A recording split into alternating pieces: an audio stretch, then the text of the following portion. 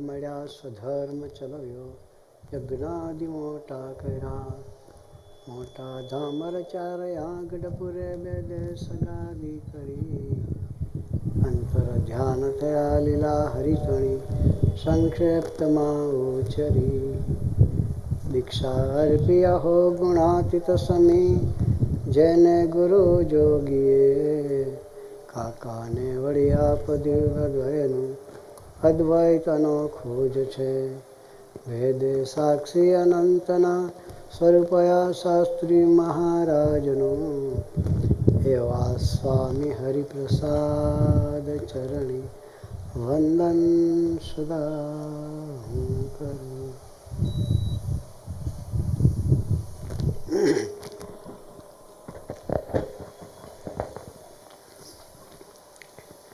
સહજાનંદ સ્વામી મહારાજની જય, હરિપ્રસાદ સ્વામી મહારાજની જય, આત્મીય સમાજની જય જય જય.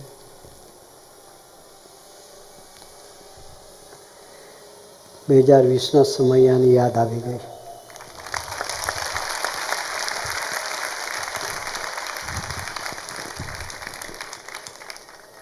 અઢી વર્ષ પછી તમારા બધાના દર્શન થયા છે. તમારા દર્શનનો આનંદ વ્યક્ત નથી કરી શકતો.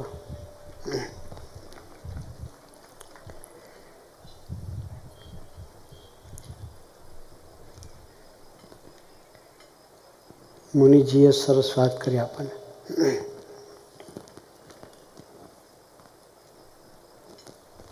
84 લાખ જાતની યોનિ છે.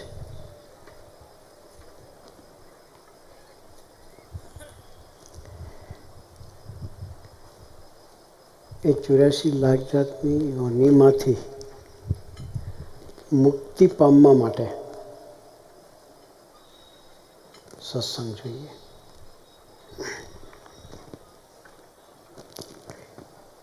ભગવાન સ્વામિનારાયણ ધરતી પર આવ્યા, અવતારો ધરતી પર આવ્યા.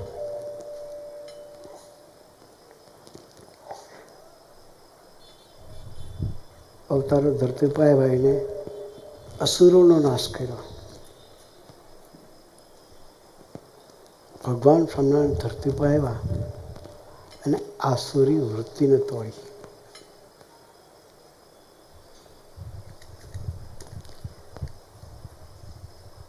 જન્મ મરણના કારણરૂપ જે વૃત્તિઓ હતી એને તોડી. સ્વભાવ હતા જીવના, એ સ્વભાવ કાઢ્યા. ગઢડાની ધરતી પર એક ઘોડીને લાત મારવાની ટેવ.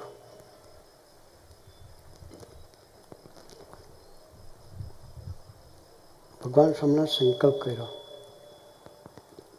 કે લાત મારવાનો સ્વભાવ કાઢવો છે. એક મોટો વાસળો લઈને બેઠા, પાછળથી ઘોડીના પગને અડાડે, ઘોડી લાત મારે.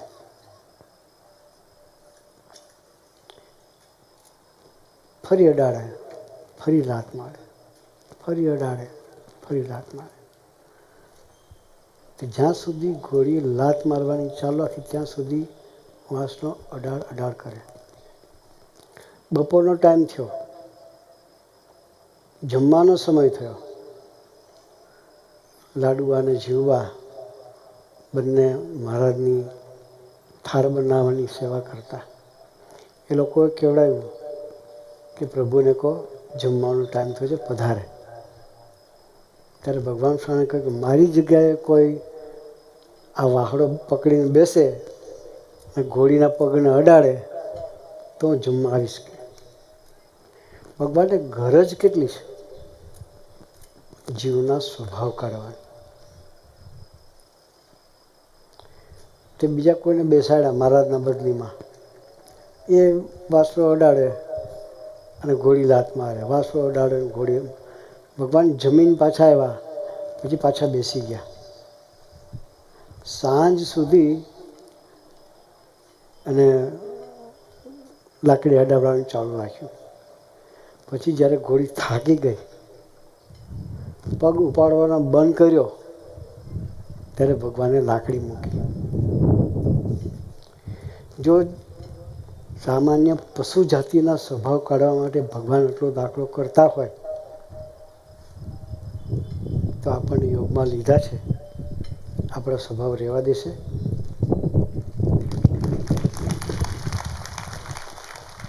એટલે આપણે બધા ખૂબ નસીબદાર છીએ કે આવા પુરુષની પ્રાપ્તિ થઈ છે, કે આપણા જીવમાં જે સ્વભાવ પડેલા છે એ સ્વભાવને કારણે.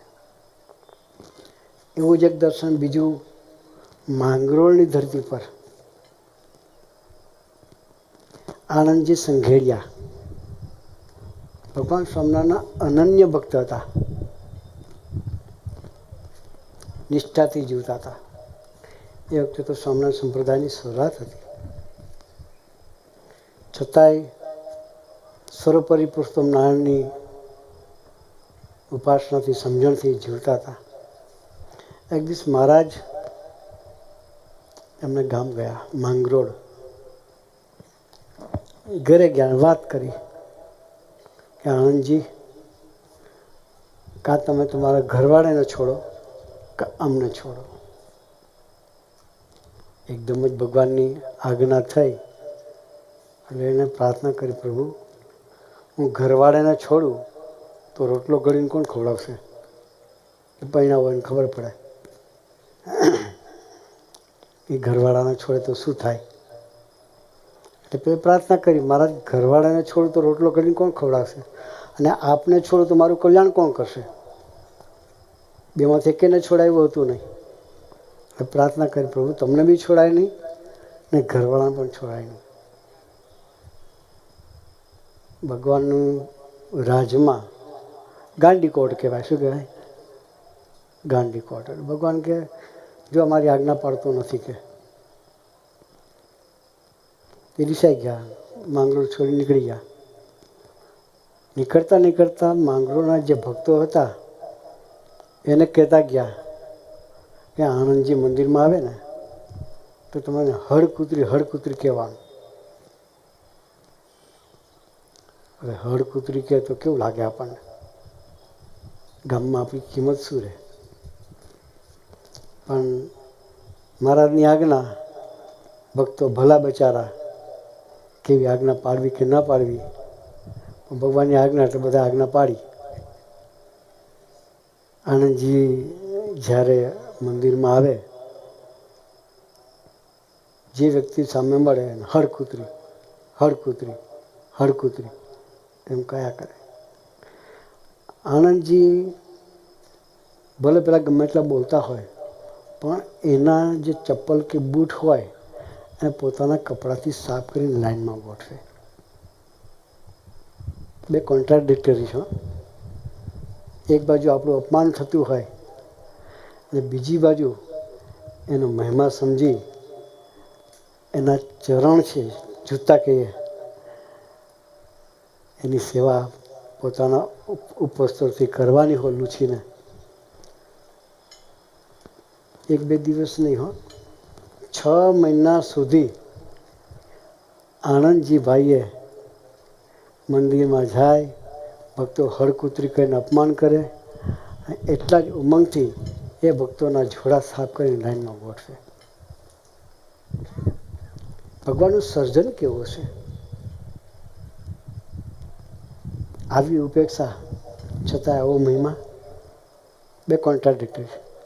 પણ ભગવાન આપણને એક દર્શન કરવા માગતા હતા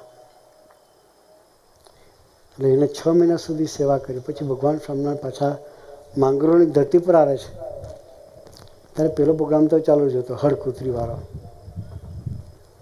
એટલે ભગવાન સ્વામી મંદિરમાં આવ્યા, એવામાં આનંદજીભાઈ આવ્યા તો બધાએ કહેવાનું ચાલો હળકૂતરી હળકૂતરી હળકૂતરી. ભગવાને કહ્યું તમે કોને કહો છો? કે તો કે આપે આજ્ઞા કરી હતી આનંદજીભાઈને હળકૂતરી કહેવાનું, તેમાં હળકૂતરી કહીને બોલાવીએ છીએ. ભગવાન સ્વામી કે આજથી બંધ કરી દેજો, કે આજથી કોઈ એને હળકૂતરી કહેશો નહીં. પછી અમુક મારા જેવા હોય ને જે રોજની ટેવ થઈ ગઈ હોય એટલે ભૂલે નહીં, એને કહેવાનું ચાલુ રાખ્યું.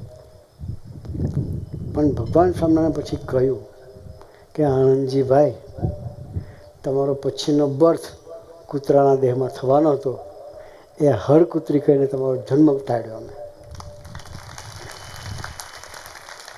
આવા જન્મ મરણનો રોગ કોણ કાઢી શકે? એ સ્વયં ભગવાન ધરતી પરથી ગયા નથી, માનવ સ્વરૂપે સ્વામીજી સ્વરૂપે આપણને મળ્યા. એવો જ એક પ્રસંગ વાસનાની ધરતી પર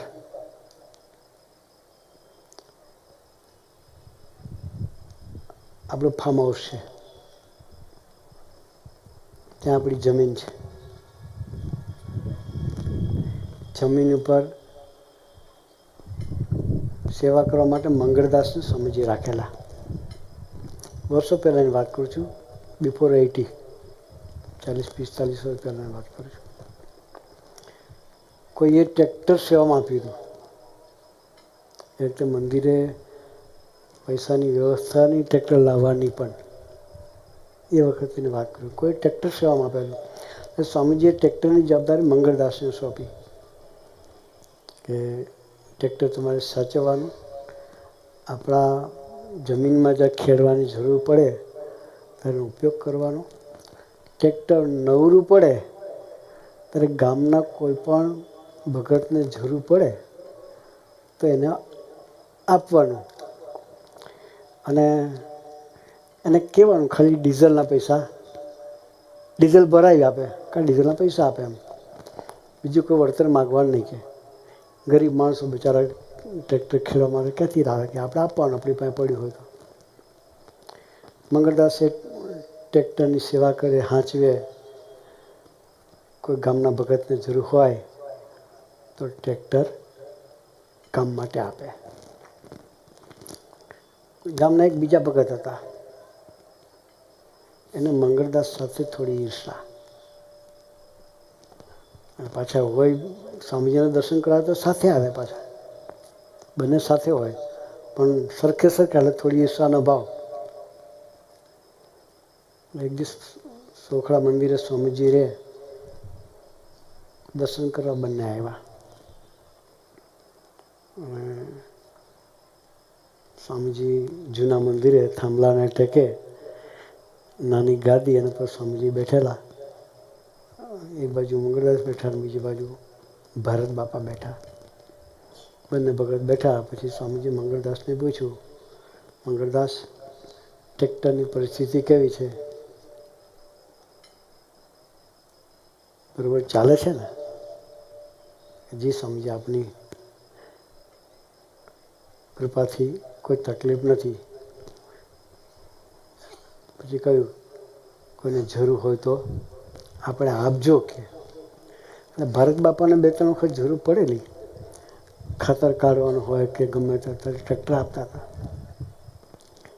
એ ભારત બાપાએ સ્વામીજીને પ્રાર્થના ફરિયાદ કરી કે સ્વામીજી, આ મંગળ છે ને, કે હરખે મંગળ બન્યા કે મંગળ, કે આ મંગળ છે ને એ પોતાના ખેતરમાં ટ્રેક્ટર ફેરવે છે, મને કોઈ દાળ આપતો નથી. કે હળહળ જૂઠું બોલતા આપણું શું થાય ગંદીભાઈ? ઘર જતું રહે. મંગળ પોતાના ખેતરમાં ટ્રેક્ટર ફેરવે છે, મને કોઈ દાળ આપતો નથી. એને 3-4 વખત જરૂર પડતી આપ્યું હતું. ખેડવામાં આપેલું, ખાતર કાઢવામાં પણ આપેલું, પણ ભારત બાપાએ કોઈ ડીઝલના પૈસા સરખા આપ્યા નહોતા.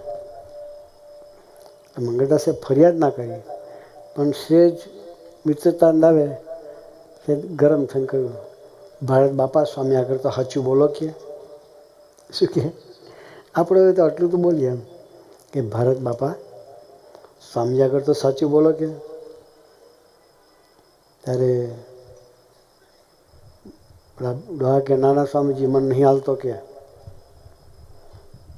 ફરી મંગળદાસે કહ્યું કે બાપા, સ્વામી આગળ તો સાચું બોલો. ગરમ સેજ હાઈ ટોનમાં બોલેલા.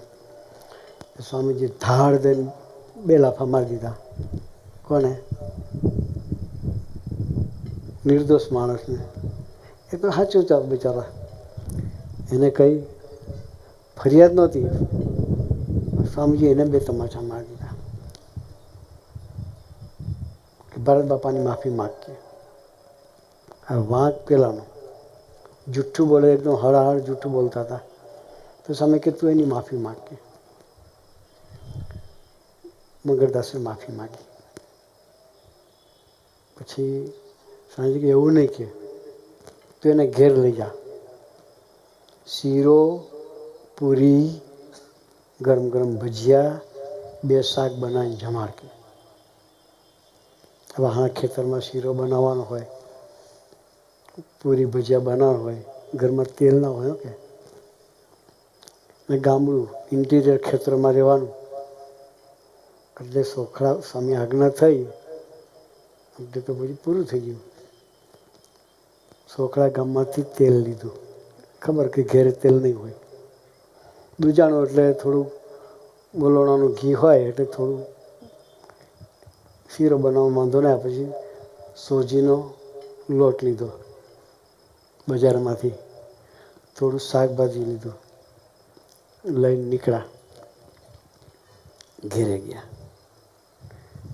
એના મિસિસને કહ્યું કે શીરો બનાવી, પૂરી બનાવી, ભજીયા બનાવી, 2 શાક બનાવી. સ્વામીજીની આજ્ઞા છે ભરત બાપાને જમાડવાના છે. તો બનાવડાવ્યું. પછી સ્વામી પાછું કહ્યું તો 2 પાટલા મૂકીને જમાડજે કે. એક પાટલા પર બેહાડજે ને બીજા પાટલા પર થાળી મૂકજે કે. હવે ગુનેગારને 2 પાટલા બેહાડીને જમાડવાના હોય તો આપણી કેટલી ભક્તિ થાય? સ્વભાવ દેખાય, ભક્તિ ન થાય. પણ સ્વામીજીએ એને આજ્ઞા કરી. બકત બી એવો કે સ્વામીજીની આજ્ઞા એટલે મારા માટે. પછી રસોઈ તૈયાર થઈ. 2 પાટલા ગોઠવ્યા અને બાપાને બોલાવ્યા. બાપા આવો, બેસો કે. એક પાટલા પર બેસાડ્યા, બીજા પાટલા પર થાળી મૂકી. થાળીમાં શીરો પીરસ્યો. જેવો શીરો પીરસાયો એવી ભારત બાપાના આંખમાંથી આંસુની ધાર આવી. કોની? જે ફરિયાદ કરતા હતા એની આંખમાંથી આંસુની ધાર આવી. દરેકને દિલ ભગવાને આપ્યું છે. એને રડવાનું ચાલુ કર્યું. તો મંગળદાસ કે કેમ બાપા? કે શું થયું? કેમ રડો છો? તો કે મંગર, મારા વાંકે તને તમાચો પડ્યો કે. શું કહ્યું?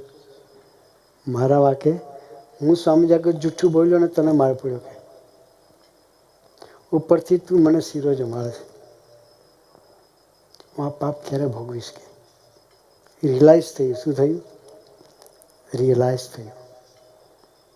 ત્યારે મંગળદાસ કે બાપા એવું નથી કે એ સ્વામીજીએ તમાચો માર્યો મારો સ્વભાવ કે. બાકી તમને ખબર છે મારો સ્વભાવ કેવો છે કે હું 1 2 ને 3 કરનારો માણસ કે. તમને ત્યાંથી રસ્તામાં જ પાઠ ભણાવત કે જો સ્વામી મન ન કહ્યું હતો કે. એટલે સ્વામીજીએ મને તમાચો મારી ને મારો ગરમ થવાનો સ્વભાવ કાઢ્યો. ત્યારે ભારત બાપા બોલ્યા કે મંગર, સ્વામીજી તને તમાચો મારીને તારો સ્વભાવ કાઢ્યો. સ્વામીજી મને શીરો જ મારી મારો હઠીલો ઈશાળુ સ્વભાવ કાઢ્યો કે. આ સ્વામીજી છે. આપણે બધા ખૂબ નસીબદાર છીએ એ સ્વામીજીની ગોદમાં આપણને બેસવા મળ્યું છે. એમનો પ્રાગટ્ય મહોત્સવ ઉજવવાની તક આપણને મળી છે. આજે ઘણા વર્ષો પછી આપણને ફરી આ તક મળી છે. પ્રાર્થના એટલી જ કરવી છે કે સ્વામીજી તમે જે માર્ગે અમને લઈ જવા માગો છો, જે દાસત્વ માટે બાળવા માગો છો, જે ભક્તો આગળ ખોવાઈને જીવડાવવા માગો છો, એ આજના દિવસે આ 2 પ્રસંગ અમારા જીવનમાં સાથે લઈને જઈએ. વાગોળતા વાગોળતા અમારી યાત્રા એ દાસત્વ તરફ નિરંતર ચલાવતા રહીએ અને આપણા હૃદયમાં સ્થાન મેળવતા રહીએ. એ માટે ગુરુહરિ આપણે સૌને ખૂબ ખૂબ ખૂબ બળ બુદ્ધિ શક્તિ આપે. એ જ પ્રાર્થના સહેજાનંદ સ્વામી મહારાજ.